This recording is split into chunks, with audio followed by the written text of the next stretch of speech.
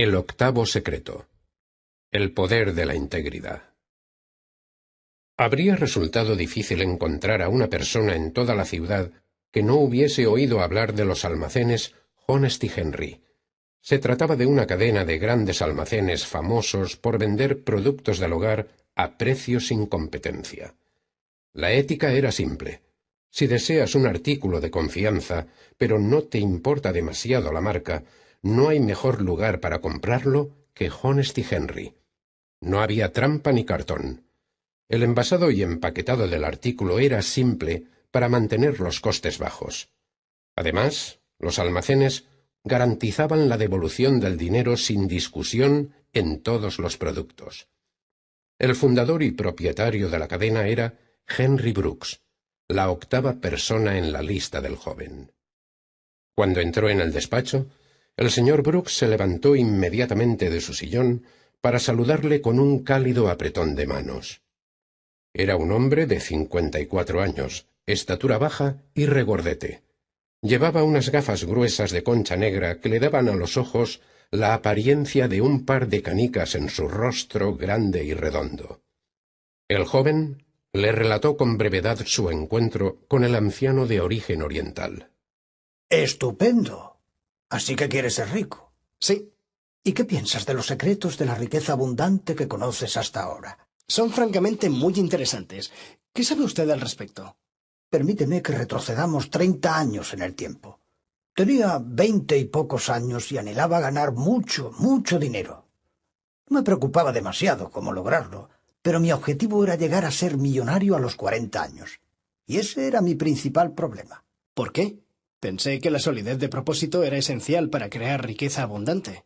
Lo es, pero no me refiero al objetivo de hacerme millonario. No había nada malo en ello. Mi problema radicaba en que no me importaba cómo lograrlo. Estaba tan inmerso en ese anhelo que no le presté atención a uno de los secretos más importantes de la riqueza abundante, el poder de la integridad. ¿Recuerdas que en la Biblia se dice: ¿qué ganará un hombre si gana el mundo pero pierde su alma? Pues te aseguro que jamás se escribieron palabras más verdaderas que esas. Nadie es más pobre que el que ha perdido su integridad o el respeto por sí mismo. Por mucho dinero que poseas, nunca te sentirás próspero o rico. La riqueza que acumules será pasajera, a menos que te comportes con integridad. Intentar hacerse rico por medio del fraude o del engaño es como construir una casa sobre la arena. Tarde o temprano se hundirá. Uno de mis primeros trabajos fue con una compañía de vidrio aislante. A decir verdad, era puro fraude. Íbamos a un domicilio y le ofrecíamos a los propietarios una inspección gratuita de las ventanas de la vivienda. Naturalmente les recomendábamos que las reemplazaran por otras nuevas y les ofrecíamos un presupuesto especial, a mitad de precio, si nos permitían emplear su vivienda para fines publicitarios. Les decíamos que el trabajo total rondaba el 1.000.000 de pesetas y les convencíamos de que podrían ahorrarse 500.000 pesetas si nos permitían hacer unas fotos de su casa antes y después del cambio de las ventanas. La verdad es que me resultaba fácil. Descubrí que tenía cierto talento para persuadir a la gente y conseguir que firmase un contrato. Yo recibía una comisión de un 20% por cada cliente, además de una bonificación, así que me iba muy bien. Podía ganar más de 400.000 pesetas en una semana. Pero un día todo cambió. Llamé a una vivienda y un señor mayor, de origen oriental, abrió la puerta. Me invitó a pasar y le solté la típica cantinela sobre el estado de sus ventanas. Cuando acabé, me preguntó: ¿quién se beneficiará si le compro esas nuevas ventanas? ¿Usted o yo? Bueno, espero que ambos, repliqué. Después me miró fijamente a los ojos y dijo: Sinceramente, ¿cree que necesito cristales nuevos? Según su criterio profesional, ¿es realmente necesario reemplazar esas ventanas? Había algo en ese anciano, no estoy seguro de lo que era, que me hacía sentirme incómodo. No podía mentirle, y por primera vez, desde que comencé a trabajar, respondí con sinceridad. Me levanté dispuesto a marcharme, pero el hombre también lo hizo, y cogiéndome la mano me dio las gracias por haber sido sincero. Me dijo que había notado que yo deseaba triunfar en la vida y me preguntó si deseaba conocer una manera mejor de lograrlo. Obviamente sentí curiosidad, así que me volví a sentar para oír lo que tenía que ofrecer. Pensé que igual sabía de algún tipo de inversión con la que ganar mucho dinero, pero resultaron ser los secretos de la riqueza abundante. Me dio una lista de personas que según él podrían explicármelos en más detalle. Decidí ponerme en contacto con ellos para conocerlos y averiguar más al respecto. Los secretos cambiaron por completo mi actitud hacia la vida, y en consecuencia mi vida dio un giro. Entre otras cosas, al cabo de 2 años, mis ingresos se habían cuadruplicado. ¿Cómo lo logró?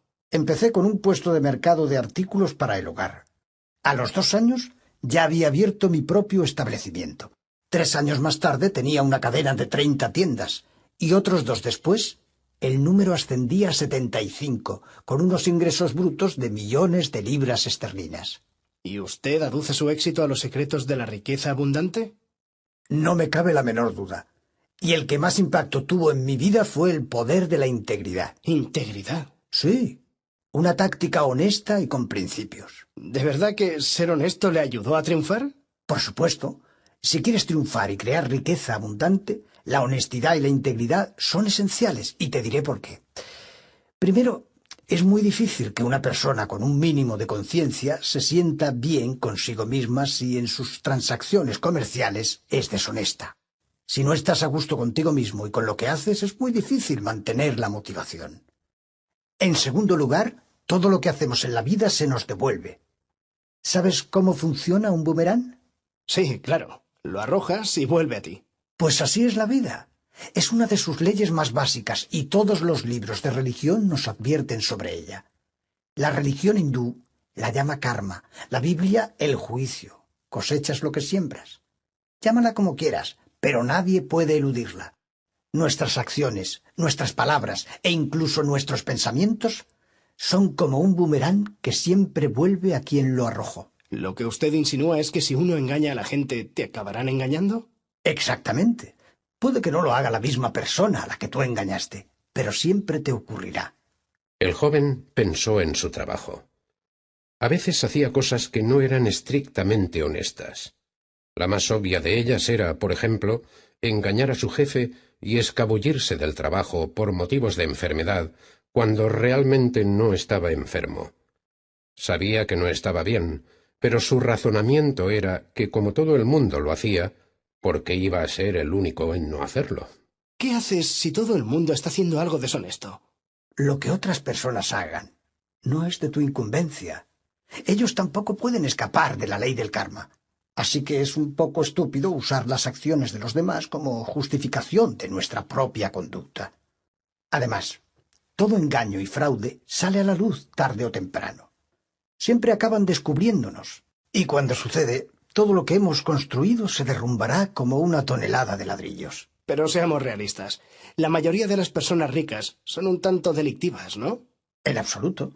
La noción de que las personas ricas son delincuentes es tan ridícula como sugerir que todos los pobres son santos.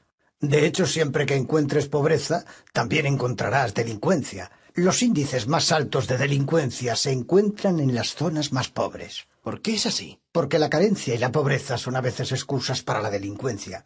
La riqueza abundante solo se logra mediante la honestidad y la integridad. Pero según mi propia experiencia, la mayoría de las personas en empresas y negocios engañan o hacen trampas. Me da la impresión de que te relacionas con la gente equivocada. Pero ¿por dónde trazas la línea que separa lo que está bien y lo que está mal? Especialmente si tus competidores son deshonestos. Lo más fácil es que cuando consideres un curso de acción a tomar, te hagas unas preguntas. La primera, ¿es legal? Si se trata de una actividad ilegal, te estás metiendo en problemas. La segunda, ¿es moralmente correcta? ¿Por qué habría de preocuparme por eso? Si no es ilegal, no puedes meterte en líos. Es cierto en lo que concierne a la policía y la ley. Pero recuerda que lo que hagas vuelve a ti. Si te ganas la vida de una manera que no es moralmente correcta, tarde o temprano saldrá a la luz. Y entonces, ¿cómo te sentirás cuando todo el mundo descubra tu conducta? Solo tienes que abrir el periódico para ver que los actos inmorales en negocios o en la vida personal pueden conducir a una persona a la ruina. El joven asintió con un gesto. Lo que nos lleva a la tercera pregunta que debes formularte. ¿Me hará sentirme orgulloso de mí mismo? Si no te sientes orgulloso de lo que haces es porque hay algo censurable en ello. La cuarta pregunta es, ¿me agradaría que mi familia sepa lo que voy a hacer? ¿Estaría tu madre orgullosa de ti si se enterase? Si estás pensando en hacer algo que fuese motivo de vergüenza más que de orgullo para tu familia, es una buena indicación de que no es lo adecuado. Y por último, ¿me respetaré a mí mismo después de hacerlo? Si estás a punto de hacer algo que ponga en entredicho tus principios, estarás sacrificando el respeto por ti mismo. Es muy difícil convivir con alguien a quien no respetas, especialmente si esa persona eres tú.